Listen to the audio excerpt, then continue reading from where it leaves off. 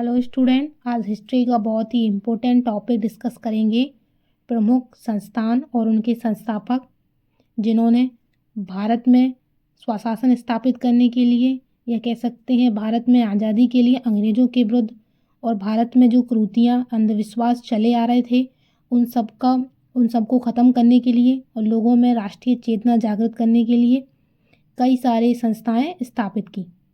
आज उन्हीं के बारे में डिस्कस करेंगे और उनकी गतिविधियों के बारे में भी जानेंगे और ये भी जानेंगे कि कैसे उन्होंने अपने देश में स्वशासन स्थापित करने के लिए या देश हित के लिए कौन कौन से इम्पोर्टेंट काम भी किए और उन व्यक्तियों के बारे में भी जानेंगे जो एग्ज़ाम में उनके बारे में पूछा जाता है। तो प्रमुख संस्थान में सबसे पहले डिस्कस करते हैं ब्रह्म समाज के बारे में। तो जो ब्रह्म समाज था उसे 1828 में राजा राम मोहन राय ने स्थापित किया था। पहले इसका नाम था ब्रह्म सभा, बाद में इसका नाम ब्रह्म समाज कर दिया गया। और क्या किया इसने? अगला पॉइंट है सामाजिक सुधारों के अंतर्गत ब्रह्म समाज का सबसे बड़ा योगदान 1829 ईस्वी में सती प्रथा का उन्मूलन था। ओके, तो इससे ये बात समझ आती है कि ये ब्रह्म समाज था जिसका गठन राजा राम मोहन राय ने किया था, उसने सबसे पहले काम किया जो भारत में सती प्रथा चली आ रही थी कि पति की मृत्यु के बाद पत्नी को भी अग्निदाह करना पड़ता था, उस प्रथा का अंत इसी ब्रह्म समाज के अंतर्गत किया गया। तो अगर एग्जाम में क्वेश्चन बने कि सती प्रथा का उन्मूलन किसके द्वारा किया गया तो वो थे ब्रह्म समाज या उनके संस्थापक राजा राम मोहन राय के द्वारा। एग्जाम में इससे क्वेश्चन बनता हुआ है। और ब्रह्म समाज के अंतर्गत क्या क्या हुआ? इन्होंने मूर्ति पूजा और अतार्किक अंधविश्वासों और पाखंडों का विरोध भी किया। जो ये ब्रह्म समाज था ये मूर्ति पूजा का भी विरोध करता था, अतार्किक अंधविश्वासों और पाखंडों का भी विरोध किया करता था। ब्रह्म समाज के दो महत्वपूर्ण नेता थे देवेंद्र नाथ टैगोर और केशव चंद्र सेन। इन्हीं को आप इमेज में देख सकते हैं। पहले हैं ये देवेंद्र नाथ टैगोर और दूसरी तरफ है केशव चंद्र सेन। आगे एक हाईलाइटेड पॉइंट है 1866 में ब्रह्म समाज का विभाजन हो गया क्योंकि केशव चंद्र सेन के विचार मूल ब्रह्म समाज के विचारों की तुलना में अत्यधिक क्रांतिकारी व उग्र थे। ओके, तो 1866 में क्या हुआ? ये ब्रह्म समाज का बंटवारा हो गया। एक तरफ देवेंद्र नाथ टैगोर का ग्रुप हो गया जो मूल ब्रह्म समाज की नीति नियम से चल रहे थे, और एक तरफ हो गए केशव चंद्र सेन जो थोड़े क्रांतिकारी और उग्र, उनके जो विचार थे वो उग्र थे। ओके, इतनी बात आप समझ गए। तो ब्रह्म समाज के द्वारा ये कह सकते हैं ब्रह्म समाज की स्थापना किसने की और उसके द्वारा क्या क्या काम किए गए। आगे बढ़ते हैं तो डिस्कस करते हैं राजा राम मोहन राय के बारे में। थोड़ा इनके बारे में ब्रीफ इंट्रो कर लेते हैं। जो राजा राम मोहन राय थे इनका जन्म 22 मई 1772 को बंगाल के राधानगर में एक ब्राह्मण परिवार में हुआ था। राजा राम मोहन राय की प्रारंभिक शिक्षा फारसी और अरबी भाषा में पटना में हुई। बाद में उन्होंने बनारस में संस्कृत का अध्ययन किया और वेद व उपनिषद भी पढ़े। 1803 से 1814 तक उन्होंने ईस्ट इंडिया कंपनी में निजी दीवान के रूप में काम किया। बाद में उन्होंने 1814 में अपनी नौकरी से इस्तीफा दे दिया और अपने जीवन को धार्मिक, सामाजिक एवं राजनीतिक सुधारों के प्रति समर्पित करने के लिए कोलकाता चले गए। ओके, तो पहले उन्होंने ईस्ट इंडिया कंपनी के निजी दीवान के रूप में भी काम किया था, लेकिन फिर उन्होंने अपने पद से इस्तीफा दे दिया था। बाद में वो अपने जीवन को धार्मिक, सामाजिक और राजनीतिक, मतलब धार्मिक तरीके से कौन कौन सी कुरीतियाँ थी, सामाजिक जो कुरीतियाँ थी या कह सकते राजनीतिक जो कुरीतियाँ थी और उनमें सुधार की जो ज़रूरत थी उसी चीज़ को सुधार करने के लिए वो कोलकाता चले गए थे।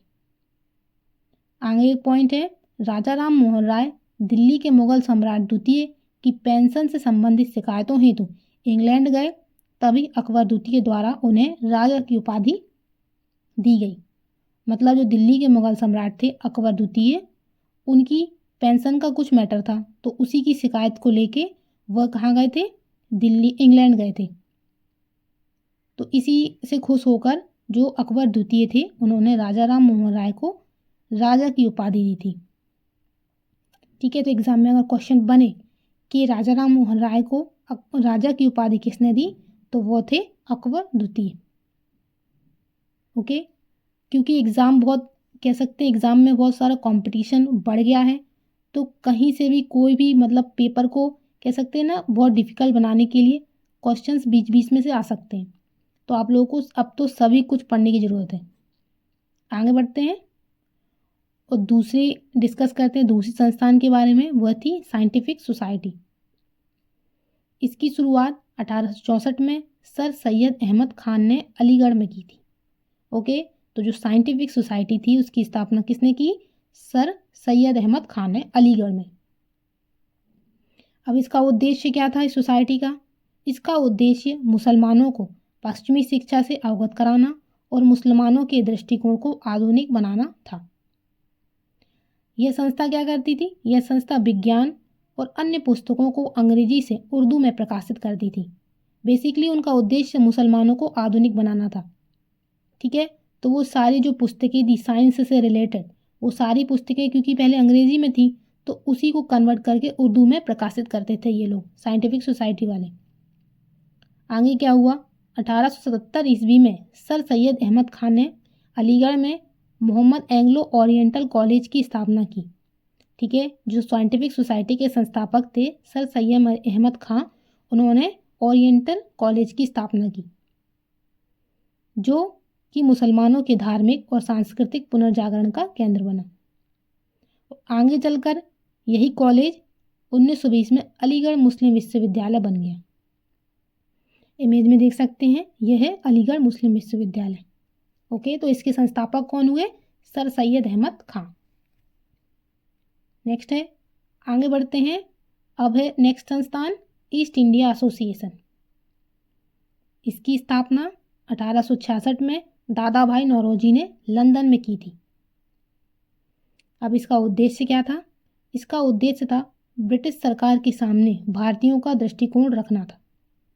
भारतीयों का दृष्टिकोण रखने से मतलब जैसे भारतीयों का किसी चीज़ पर कोई विचार है या वो कोई सुझाव देना चाहते हैं तो वही चीज़ें ईस्ट इंडिया कह सकते हैं ब्रिटिश सरकार के सामने रखना।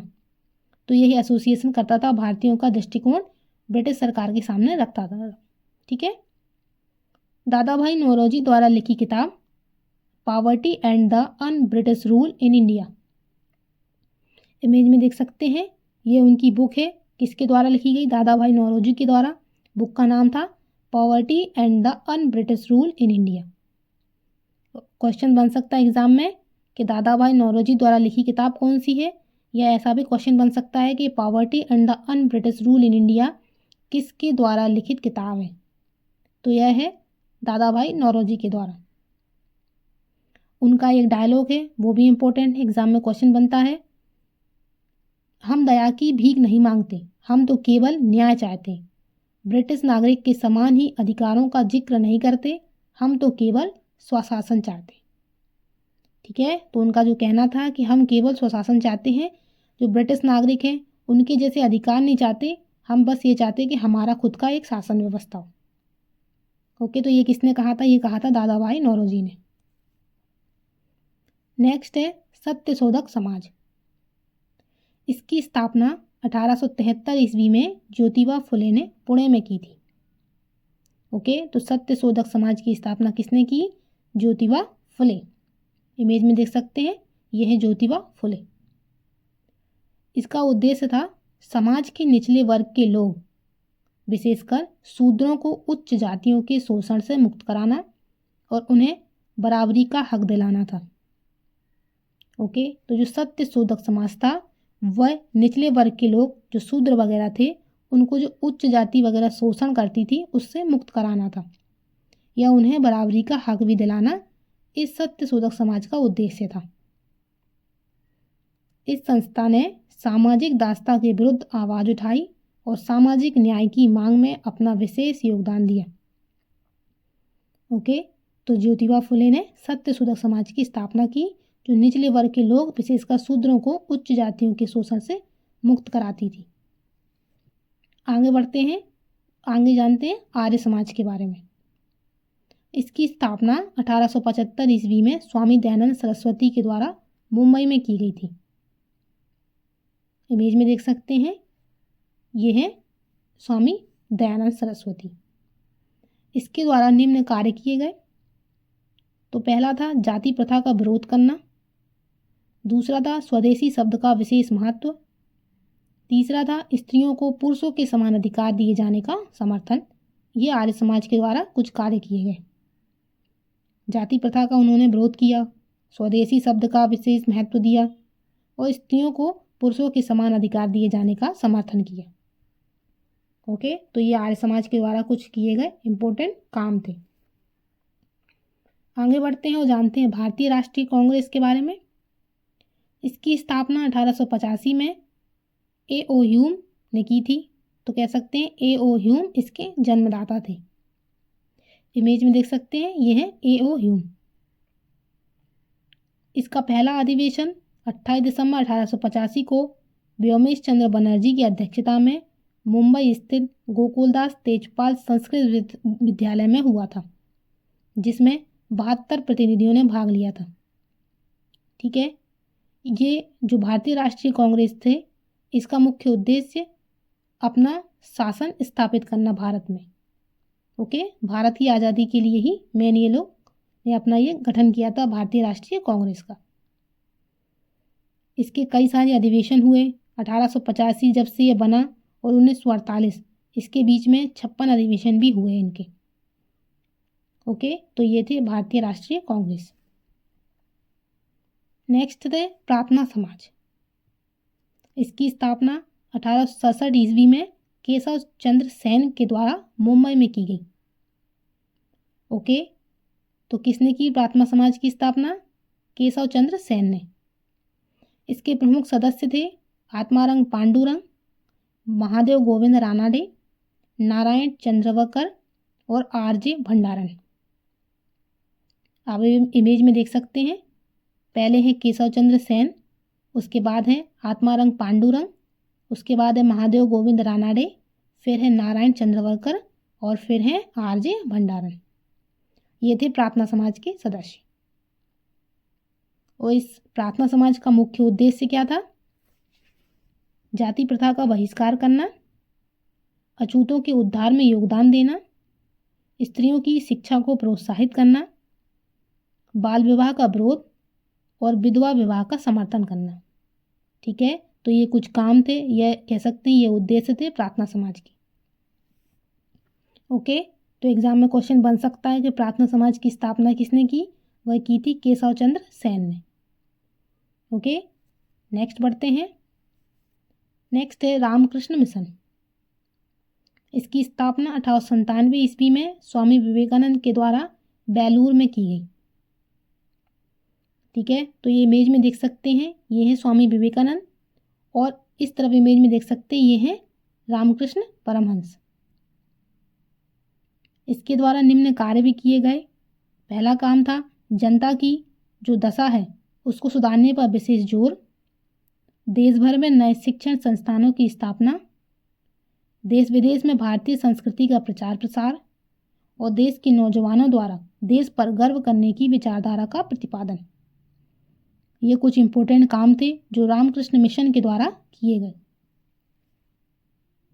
नेक्स्ट है मुस्लिम लीग। ठीक है, तो राष्ट्रीय चेतना को नष्ट करने के उद्देश्य से 20 जुलाई 1905 को लॉर्ड कर्जन के द्वारा किए गए बंगाल विभाजन की घोषणा से हिंदू मुसलमान एकता के बीच सांप्रदायिक दोष उत्पन्न हुआ। इसको आसान भाषा में समझते हैं। इसको मैंने आपको पहले पढ़ा भी चुकी हूँ मैं आपको कि लॉर्ड कर्जन ने 1905 में बंगाल विभाजन का घोषणा कर दी थी। वह मेन तो यही चाहता था कि जो हिंदू मुस्लिम है उनकी जो एकता है उनको ख़त्म कर दिया जाए। इसी के लिए उसने 1905 में इसी उद्देश्य से बंगाल का विभाजन कर दिया था। उसी का असर था कि मुस्लिम लीग की स्थापना हुई थी। आगे पढ़ते हैं। 1 अक्टूबर 1906 को आगा खान के नेतृत्व में मुसलमान का एक मंडल तत्कालीन वायसराय लॉर्ड मिंटो से मिला। ठीक है, क्योंकि बंगाल का विभाजन हो गया और हिंदू मुस्लिम की जो एकता थी उनके बीच में सांप्रदायिक दोष भी उत्पन्न हो गया। तो क्या हुआ, एक आगा खां व्यक्ति थे, उन्होंने 1 अक्टूबर 1906 को अपने कुछ कह सकते हैं अपने कुछ नेताओं को लेकर किससे मिले, उस समय के तात्कालीन वायसराय लॉर्ड मिंटो से जाके मिले। और उन्होंने क्या किया, मुसलमान के लिए प्रांतीय, केंद्रीय और स्थानीय निकायों में विशिष्ट स्थिति की मांग की। ओके, तो वायसराय के सामने उन्होंने मुसलमानों के लिए प्रांतीय, केंद्रीय और स्थानीय निकायों में एक विशिष्ट स्थिति की मांग की। उसके बाद क्या हुआ, 30 दिसंबर 1906 को सलीमुल्लाह के नेतृत्व में ढाका में मुस्लिम लीग की स्थापना की गई और इसका उद्देश्य निकला कि ब्रिटिश सरकार के प्रति मुसलमानों की निष्ठा को बढ़ाना और मुसलमानों के हितों की रक्षा करना था। ठीक है, तो किसके नेतृत्व में, सलीमुल्लाह के नेतृत्व में मुस्लिम लीग की स्थापना हुई। आगे बढ़ते हैं, स्वराज पार्टी। इसकी स्थापना 1923 ईस्वी में चित्तरंजन दास और मोतीलाल नेहरू ने मिलकर इलाहाबाद में की। इसका उद्देश्य क्या था, भारतीय राष्ट्रीय कांग्रेस के भीतर रहकर चुनावों में हिस्सा लेना, विधान परिषद में स्वदेशी सरकार के गठन की मांग विधान परिषद में स्वदेशी सरकार के गठन की मांग उठाना, और अगर ये चीज़ मांग ना पूरी हो तो विधान परिषद की कार्रवाई में बाधा भी उत्पन्न करना। ये स्वराज पार्टी का मुख्य उद्देश्य था। आगे पढ़ते हैं। आगे है हिंदुस्तान रिपब्लिकन एसोसिएशन। ओके, तो असहयोग आंदोलन समाप्त होने के कुछ वर्षों बाद 1924 में सचिंद्र नाथ सन्याल, राम प्रसाद बिस्मिल और चंद्रशेखर आज़ाद ने उत्तर प्रदेश के कानपुर में हिंदुस्तान रिपब्लिकन एसोसिएशन नामक संस्था की स्थापना की। इमेज में आप देख सकते हैं, पहले नंबर पर है सचिंद्र नाथ सन्याल, फिर है राम प्रसाद बिस्मिल और फिर है चंद्रशेखर आज़ाद। इन्होंने ही हिंदुस्तान रिपब्लिकन एसोसिएशन की स्थापना की। ओके, तो ये एसोसिएशन क्या करता था, इस संस्था के सदस्यों द्वारा 9 अगस्त 1925 को उत्तर रेलवे के लखनऊ सहारनपुर संभाग के काकोरी नामक स्थान पर ट्रेन में डकैती डालकर सरकारी खजाना लूटा गया। ओके, तो जो ये व्यक्ति थे, ये कह सकते हैं हिंदुस्तान रिपब्लिक एसोसिएशन के जो मेंबर थे, उन्होंने क्या किया, सबसे पहले जो काकोरी नामक स्थान पर ट्रेन थी वहाँ का खजाना लूट लिया, सरकारी खजाना लूट लिया। सरकारी खजाना लूट गया तो ब्रिटिश सरकार ने क्या किया, इस घटना के लिए ब्रिटिश सरकार द्वारा राम प्रसाद बिस्मिल, अशफाक उल्लाह खां और रोशन लाल और राजेंद्र लाहिड़ी को फांसी की सज़ा दी गई। ओके, तो काकोरी ट्रेन डकैती के बाद ही राम प्रसाद बिस्मिल, अशफाक उल्लाह खां और रोशन लाल और राजेंद्र लाहिड़ी को फांसी की सज़ा दी गई। और ये किसके मेंबर थे, ये थे हिंदुस्तान रिपब्लिकन एसोसिएशन के मेंबर थे। ओके, आगे बढ़ते हैं। आगे है हिंदुस्तान सोशलिस्ट रिपब्लिकन एसोसिएशन। ठीक है, तो जब ये हिंदुस्तान रिपब्लिक एसोसिएशन, क्योंकि इनके मेंबरों को फांसी दी गई थी, तो ये जो संगठन था ये ख़त्म हो गया था, तो उसी के बाद हिंदुस्तान सोशलिस्ट रिपब्लिकन एसोसिएशन की स्थापना हुई। ओके, तो चंद्रशेखर आज़ाद, भगत सिंह और बटुकेश्वर दत्त ने दिल्ली में इसकी स्थापना की। ठीक है, और जो ये स्थापना हो गई तो इसके द्वारा सबसे पहले जो क्रांतिकारी गतिविधि की गई वह थी सैंडर्स की हत्या। और इसी एसोसिएशन के द्वारा जो लाला लाजपत राय की हत्या हो गई थी लाठियों के द्वारा, उसका भी बदला इसी एसोसिएशन के मेंबरों ने लिया था। तो सैंडर्स की हत्या भी इसी एसोसिएशन के मेंबर्स के द्वारा, लाला लाजपत राय के मृत्यु की कह सकते बदला लेने के लिए भी इसी मेंबर्स के थे लोग थे। और इनके द्वारा एक और घटना की गई, वह थी सेंट्रल असेंबली बम, मतलब इन्होंने सेंट्रल असेंबली पर बम भी फेंका था। ओके, इसके बाद क्या हुआ, जब इन्होंने बम फेंका, इसके बाद 27 फरवरी 1931 को चंद्रशेखर आज़ाद के द्वारा इलाहाबाद के अल्फ्रेड नोबल पार्क में स्वयं की पिस्टल से मौत हो जाती है।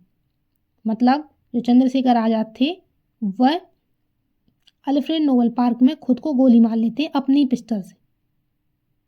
उसके बाद 23 मार्च 1931 को लाहौर सेंट्रल जेल के भीतर ही भगत सिंह, राजगुरु और सुखदेव को फांसी दे दी जाती है। ठीक है, किस किस को फांसी दी गई, भगत सिंह, राजगुरु और सुखदेव। इमेज में आप देख सकते हैं, तीनों जो नीचे दिख रहे हैं ना, वो है भगत सिंह, राजगुरु और सुखदेव। इन्हीं को, क्योंकि इन्होंने सेंट्रल असेंबली पर बम फेंका था, तो उसी कारण इनको फांसी दे दी जाती है। ठीक है। और चंद्रशेखर आज़ाद ब्रिटिश सरकार के हाथों नहीं आते तो ये खुद को गोली मार लेते। ठीक है। तो इस तरीके से जो ये हिंदुस्तान स्पेशलिस्ट रिपब्लिकन एसोसिएशन था, इनकी फांसी के बाद ये भी ख़त्म हो जाता है। आगे बनता है इंडियन रिपब्लिकन आर्मी। इसकी स्थापना 1930 ईस्वी में सूर्यसेन के द्वारा बंगाल में की गई, जिसका मुख्य उद्देश्य बंगाल प्रेसिडेंसी के अंतर्गत आने वाले चटगांव शहर को ब्रिटिश नियंत्रण से अलग करना था। ठीक है। तो ये जो सूर्यसेन थे उधर बंगाल, मतलब ये सूर्यसेन थे क्योंकि इन्होंने इंडियन रिपब्लिकन आर्मी की स्थापना बंगाल में की थी, तो वहाँ पर एक शहर था चटगांव, क्योंकि वो ब्रिटिश सरकार के नियंत्रण में था, इसलिए इन्होंने उसको आज़ाद कराने के लिए कई सारी गतिविधियाँ की। गतिविधियों में सबसे पहले उनके द्वारा चटगांव शस्त्रागार लूट की गई। चटगांव शस्त्रागार लूट से मतलब, क्योंकि इस रिपब्लिकन आर्मी के पास शस्त्रों की कमी थी, बंदूकों की कमी थी, तो इसीलिए इन्होंने चटगांव शस्त्रागार लूट किया था। तो इनके द्वारा यही घटना की गई कि इनके द्वारा चटगांव शस्त्रागार लूट की गई। तो एग्जाम में क्वेश्चन बन सकता है कि चटगांव शस्त्रागार लूट किस संस्था द्वारा घटित घटना है, तो वह है इंडियन रिपब्लिकन आर्मी के द्वारा। ओके, नेक्स्ट बढ़ते हैं। नेक्स्ट है फॉरवर्ड ब्लॉक। ओके, तो 1939 के भारतीय राष्ट्रीय कांग्रेस के त्रिपुरा अधिवेशन के लिए महात्मा गांधी पट्टाभी सीतारामैया को क्या बनाना चाहते थे? अध्यक्ष बनाना चाहते थे। ठीक है। लेकिन जो सुभाष चंद्र बोस थे, लेकिन जब अध्यक्ष पद के लिए चुनाव हुआ तो चुनाव में सुभाष चंद्र बोस ने पट्टाभी सीतारामैया को 203 मतों से हरा दिया। ठीक है। तो क्योंकि सुभाष चंद्र बोस जीत गए थे, तो गांधी जी ने इस जीत को अपनी हार समझा और उन्होंने क्या किया? उन्होंने अपने इस पद से इस्तीफा दे दिया। ओके, तो जब 1939 में त्रिपुरा अधिवेशन हुआ तो उस समय सुभाष चंद्र बोस तो गए क्योंकि वो जीत गए थे, तो वो उस समय उसके अध्यक्ष थे, लेकिन गांधी जी और ना ही उनके कोई भी मेंबर उस अधिवेशन में उपस्थित हुए। ये चीज़ कह सकते हैं सुभाष चंद्र बोस को ठीक नहीं लगी, तो उन्होंने भी उस पद से इस्तीफा दे दिया। ठीक है। तो उन्होंने 3 मई 1939 को एक अपने नए ब्लॉक, कह सकते हैं फॉरवर्ड ब्लॉक की गठन की घोषणा कर दी, है ना।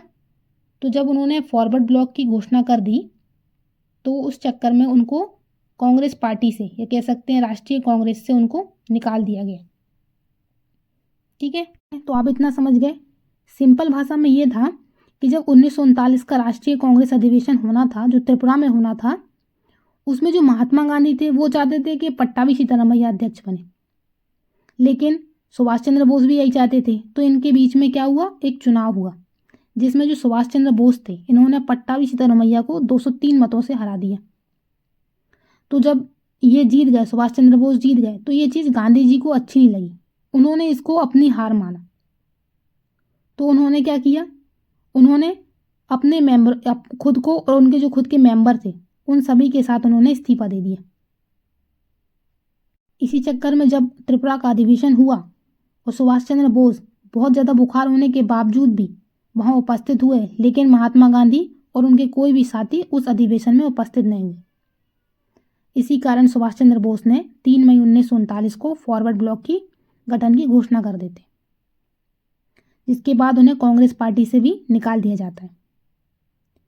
फॉरवर्ड ब्लॉक के बारे में जान लेते हैं। तो फॉरवर्ड ब्लॉक एक ऐसा वामपंथी राष्ट्रवादी राजनीतिक दल था जिसका उद्देश्य कांग्रेस पार्टी के सभी कट्टरपंथी तत्वों को एक साथ लाना था, ताकि वह सामान्य और सामाजिक न्याय के सिद्धांतों का पालन करते हुए भारत को पूर्ण स्वतंत्रता दिला सके।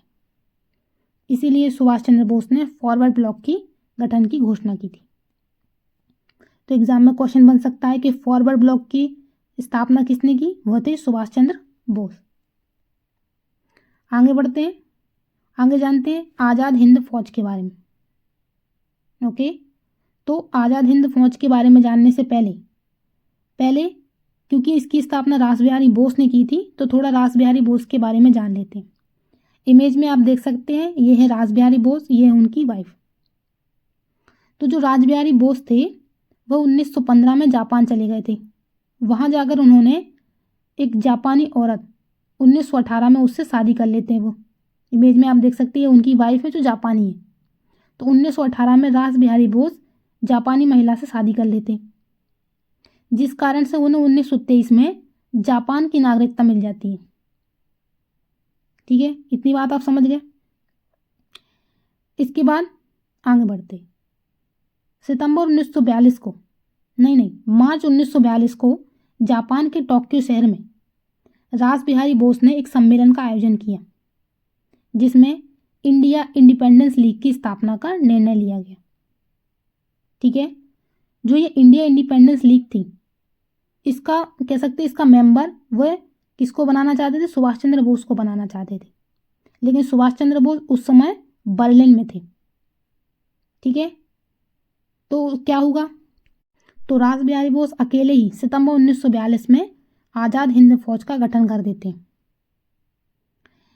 इस फौज में ये कह सकते हैं इस गठन में वह उन भारतीयों को शामिल करते हैं जो जापान द्वारा द्वितीय विश्व युद्ध में बंदी बनाए गए थे। आगे क्या होता है? 1943 में जब सुभाष चंद्र बोस जापान पहुंचते हैं तो उन्होंने वहां पर टोक्यो से रेडियो प्रसारण के माध्यम से भारतीयों को संबोधित करते हैं। इसको आसान भाषा में समझते हैं कि जब 1943 में, पहले तो वो बर्लिन में थे, उसके बाद जब 1943 में वो कहाँ जाते हैं? जापान जाते हैं, और वहाँ पर जापान की जो राजधानी है टोक्यो, वहाँ से रेडियो प्रसारण के माध्यम से जब वो भारतीयों को संबोधित करते हुए कहते हैं कि अंग्रेजों से यह आशा करना बिल्कुल व्यर्थ है कि वह स्वयं अपना साम्राज्य छोड़ देंगे।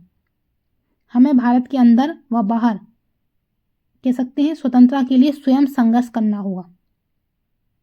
ठीक है, ये संबोधित करते हुए किसको कर रहे हैं? भारतीयों को संबोधित कर रहे हैं। कहाँ से? टोक्यो से।